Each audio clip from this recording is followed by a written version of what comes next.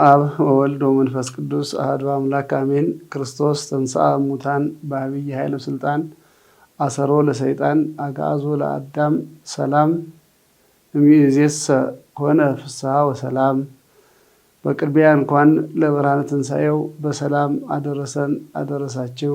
አምላካችን እግዚአብሔር ቸርነቱ መግቦቱ የማያልቅበት በቸርነቱና በረድኤቱ ጎብኝቶና ጠብቆን መዋዕለ ጾሙን በሰላም አስጀምሮና በሰላም አስፈጽሞ ለአባቶቻችን ለቅዱሳኑ የሰጠውን በረከት ለእኛም አድሎ ለብርሃነ ትንሣኤው አድርሶናልና ተመስገን ከማለት በስተቀር ሌላ ምንም ስለማንል ለአምላካችን ለእግዚአብሔር ለዘላለም ክብር ምስጋና ለእርሱ ይሁን። እንግዲህ ይህንን የአምላካችንን የመድኃኒታችንን የኢየሱስ ክርስቶስን በዓለ ትንሣኤ ስናከብር የምናስበው ከትንሣኤው በፊት የነበረውን ሕማሙን፣ ስቅለቱን፣ መከራውን፣ ሞቱን በፈቃዱ ራሱን አሳልፎ ለሰው ልጅ ሰጥቶ ነፍሱን በፈቃዱ በስልጣኑ መለይቶ 3 መዓልት 3 ሌሊት በከርሰ መቃብር አድሮ ሙስና መቃብርን አጥፍቶ መነሳቱን ነው። ስለዚህ አምላካችን መድኃኒታችን ኢየሱስ ክርስቶስ አስቀድሞ ለአባታችን ለአዳም እትወለድ እምወለተ ወለድትከ ወድኅቅ ውስተ መርብከ ወትቤት ዘወከ በመስቀሌ ወሞቴ በማለት ቃል ኪዳን ገብቶለት ነበርና ያንን የገባውን ቃል ኪዳን ጊዜውና ሰዓቱ ሲደርስ በነቢያት ያናገረውን ትንቢት ያናገረውን ሱባዔ ያስቆጠረው ሲፈጸም አምላካችን እግዚአብሔር መልአኩ ቅዱስ ገብርኤልን ወደ ድንግል ማርያም ልኮ ድንግል ማርያምን አብስሮ የመጀመሪያውን ደስታ ለዓለም አሰምቶ በድንግል ማርያም አማካኝነት ከዛም በበረት በቤተልሔም ተወልዶ መላእክት ብስራቱን በማብሰር ተደስተዋል። አስቀድሞ አዳም ከገነት ሲወጣ ተለይቶ እንዳዘኑ ሁሉ ምክንያቱም ሰውና መላእክት የተፈጠሩት የእግዚአብሔርን ስም ለመቀደስ ክብሩን ለመውረስ ነበርና ሰው ባለመታዘዙ ምክንያት ተለይቶ ከገነት ቢወጣ እነሱ እግዚአብሔር ብቻ ሳይሆን እነሱም ጭምር አዘኑ። እግዚአብሔር ደግሞ ፍለጋውን ቀጥሎ ሰውን ፈልጎ ራሱን መስዋዕት አድርጎ ወደ ቀደመ ክብሩ ሲመልሰው መላእክት በብስራቱም በልደቱም በትንሣኤውም ተገኝተው ምስጋናቸውን አቅርበዋል። በልደቱም በማብሰር ብስራቱን በማብሰር በልደቱም ከእረኞች ጋር በመሆን በመዘመር ሰላም በምድር ይሁን እርቅ ተወጠነ ብለው በትንሣኤውም አይዟችሁ እንደተናገረ ተነስቷል አትፍሩ ብለው ፍርሃትን ከሰው ልጆች በማስወገድ ደስታን ተናግረዋል። ይህ ደስታ የሰው ልጅ ብቻ ሳይሆን የመላእክትም ደስታ ነው እና ደስታችን ከቀደመው ከወጣንበት ከክብር ቦታ ወደ ቀደመው ክብራችን መመለሳችን ነው። ይህ ደግሞ የሆነው አምላካችን ስጋውን ቆርሶ ደሙን አፍስሶ ሕይወቱን መስዋዕት አድርጎ ስለሆነ በደሙ የተገዛን መሆናችንን አውቀን ሁላችንም ይህንን በዓል ስናከብር የውለታውን የእግዚአብሔርን ውለታ እያሰብን መሆን አለበት። ደስታው ከዚህ የመነጨ መሆን አለበት። እንደውም ቅዱስ ያሬድ ይትፌሳህ ሰማይ ወትትሐሰይ ምድር እያለ ነው። ሰማይ ደስ ይበለው ምድርም ደስታዋን ትግለጽ ይላል። ምክንያቱም በስመ ሀዳሪ ይጸዋ ማህደር ይላሉና ወይም መጽሐፍ ይነግረናልና በሰማይ ያሉ መላእክትም በምድር ያሉ ደቂቀ አዳምም በዚህ ዕለት ተደስተዋል። ወምድርኒ ትገብር ፋሲካ ተሐጺባ በደመ ክርስቶስ ነው የሚለው። ምድር በክርስቶስ ደም ታጥባ ፋሲካን ደስታን ታድርጋለች። ፋሲካ ማለት መሻገር ማለት ነው። ከወደቅንበት ወደ ቀደመው ርስታችን ያንን የመርገምን ወይም ደግሞ የበደልን እስራት ተሻግረን ወደ ገነት የገባንበትን የሚያበስር ማለት ነው እና አምላካችን መድኃኒታችን ኢየሱስ ክርስቶስ ለሰው ልጅ ፍቅሩን የገለጸበትን የመጨረሻውን በዓል ነው የምናከብረው። ከብስራት ጀምሮ በድንግል ማርያም 9 ወር ከ5 ቀን በማኅፀን አድሮ ተወልዶ ከዛም በዚህ ምድር ላይ በአጭር ቁመት በጠባብ ደረት ተወስኖ በኪደተ እግሩ ተመላልሶ ይህንን ዓለም ወንጌልን አስተምሮ በመጨረሻ ሰዓት ያስተማረውን በመስቀል ላይ ፈጽሞ ማለት ነው። ስለ ትሕትና፣ ስለ ፍቅር፣ ስለሁሉም ነገር ተናገረ።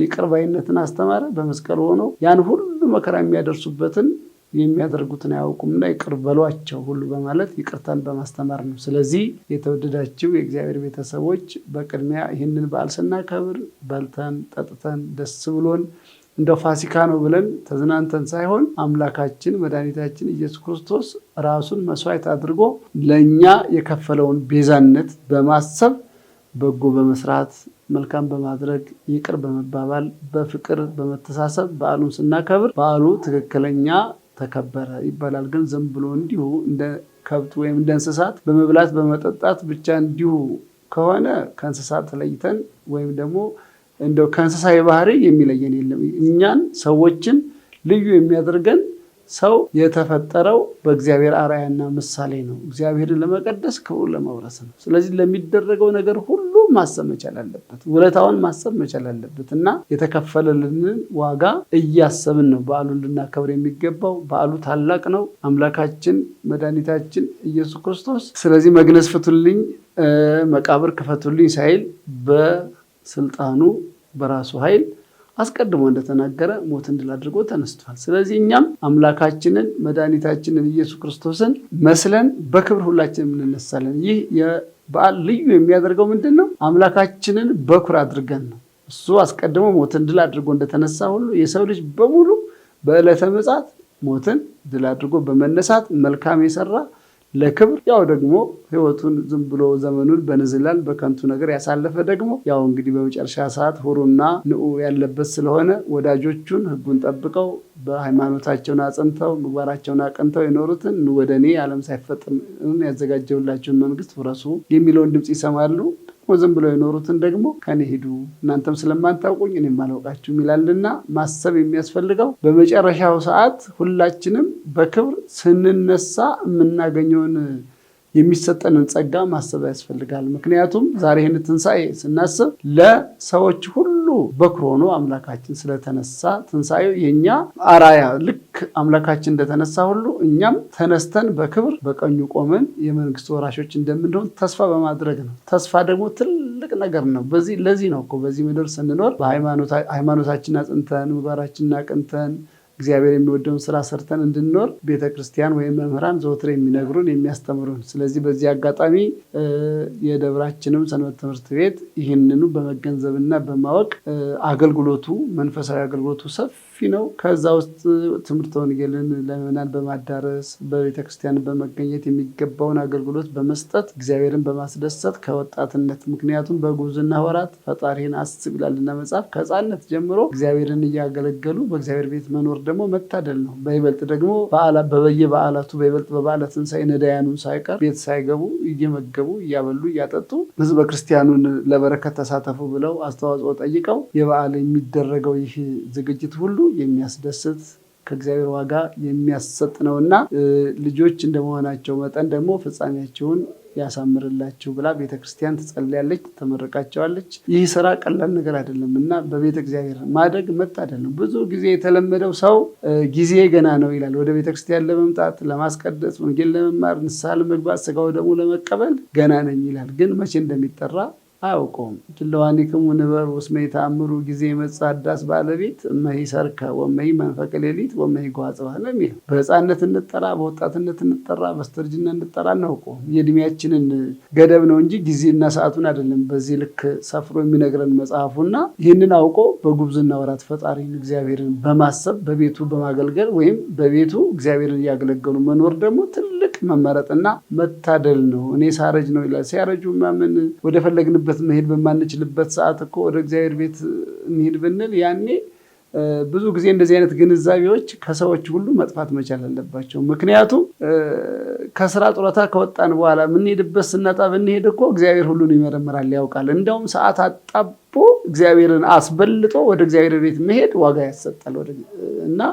አሁን እዚህም የሰንበት ትምህርት ቤቱን አገልግሎት ስናየው ማታም ቀንም ሌሊትም ጭምር ስንት ስራ እያለ ያንን በመተው ወደ እግዚአብሔር ቤት በማርላት አገልግሎት እየተሰጠ ነው እና ያለው ስናየው እንኳን አይደለም ለዚህ ቤተክርስቲያን ብቻ አይደለም በጠቅላላ ለኦርቶዶክስ ተዋሕዶ እምነት ተከታዮች በሙሉ ለአብያተ ክርስቲያናቱ እንደው በዓለም ላለው ሁሉ ማለት ነው አራያ በመሆን መጽሐፍቱንም የተለያዩ የትምህርት ዝግጅት የሚያደርጉበትን ሁሉ በማዳረስ ከፍተኛ አገልግሎት እየሰጠ ስለሆነ በርቱ በማለት ይህንን አገልግሎታችሁን እግዚአብሔር ይባርክና ይቀበልላችሁ በማለት በዓሉን እንኳን ያደረሳችሁ እግዚአብሔር ይባርካችሁ። በመላ ዓለም የምንገኝ የኦርቶዶክስ ተዋሕዶ እምነት ተከታዮች የሆን በሙሉ የትንሣኤው በዓል መልካም በዓል እንዲሆንልንና ለትንሣኤው በዓል ያደረሰን ለብርሃነ ዕርገቱ እንዲያደርሰን በይበልጥ ደግሞ ለዓለማችንም ለሀገራችን ለኢትዮጵያ ሰላሙን፣ ፍቅሩን፣ አንድነቱን አምላካችን እግዚአብሔር ይስጥልን። ምክንያቱም በዓል የሚከበረው ሁሉ ነገር በጎም ስራ የሚሰራው ሀገር ሰላም ሲሆን ነው። ስለዚህ ክፉ የሚያስቡትን ክፉ የሚያደርጉትን እንደ እምነታችን ክፉ አድርግባቸው። ስለዚህ አምላካችን እግዚአብሔር ክፉ የሚያስበውን ሁሉ ልቡና ሰጥቶ ሁሉንም በጎ እንዲያስብ ማድረግ ይችላልና ጸሎታችንም ልመናችንም ደግሞ ይህ ነው። እንደው ዝም ብሎ ይሄን ስጠኝ ይሄን አድርግልኝ ብቻ ሳይሆን ዓለምን በሙሉ እግዚአብሔር ሰላም እንዲያደርግ መጸለይ ያስፈልጋል። በይበልጥ በአሁኑ ዘመን የሚሰማው የሚታየው የሚያስጨንቅ ከባድ ነገር ነውና ከባዱን ደግሞ ማቅለል የሚችል እግዚአብሔር ብቻ ነው። ለእግዚአብሔር የሚሳነው ነገር የለም። መጽሐፍ ዘይክልፍ ሁሎ ወአልቦ ዘይሳኖ ነው የሚለው። የሚችል የሚሳነው ነገር የሌለ ሁሉም ማድረግ የሚችል ነው አምላካችንና በደላችንን ኃጢአታችንን ይቅር ብሎ የቀደሙ አባቶቻችንን ልመናና ጸሎት የተቀበለ የእኛንም ጾማችንን ጸሎታችንን ልመናችን ተቀብሎ በከመ ምሕረትከ አምላክነ ወአኮ ከመ አበሳነ እንዳልነው ሁሉ እንደ በደላችን ሳይሆን እንደሱ ምሕረት ቸርነት ይቅር ብሎን ሀገራችንንም ዓለማችንንም በሰላም እንዲጎበኝልን ሰላሙ እንዲሰጥልን ፈቃዱ ይሁንልን። አምላካችን እግዚአብሔር ሁላችንን ይባርከን። በዓሉን የሰላም የፍቅር የደስታ በዓል ያድርግልን። በድጋሚ እንኳን ለብርሃነ ትንሣኤው በሰላም አደረሰን አደረሳችሁ። እግዚአብሔር ይባርካችሁ። እግዚአብሔር ከሁላችን ጋር ይሁን።